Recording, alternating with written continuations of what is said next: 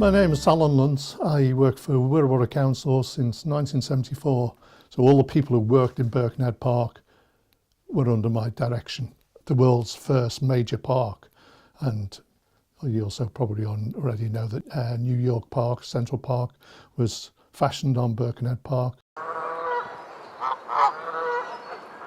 In the last number of years when I worked for Wirral Council, we had grant aid, which was a huge boost to Birkenhead Park, where all the railings were replaced, and also that part of the lottery money was used to try and get the park back into its original format. Of course, there's an interpretation centre there now. Well, that wasn't part of the original design. By putting the interpretation centre there, they do have numerous school parties going in there to look at the exhibitions or whatever exhibitions they've got on at the time, and to learn about the park. The history is fantastic. You know, it's the first park. You know, nobody else can ever take that claim to fame off them.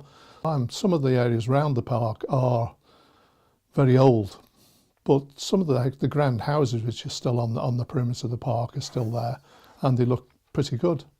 My favourite part of the park, of course, it's got to be the structures, like so the bridges, the boathouse.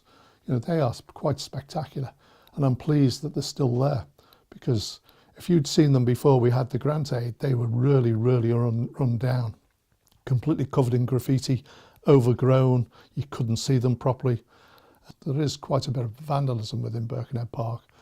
You know, a lot of spraying of graffiti paint and misuse of certain areas. I certainly wouldn't like to walk around there at night time, that's for sure. But during the daytime, I think you're perfectly safe. I think it's a well-used park in a way. People like to walk their dogs. There's no really restrictions on walking dogs, and that keeps the park being used on a regular basis. People are always in the park. So I think it's got a lot of pluses.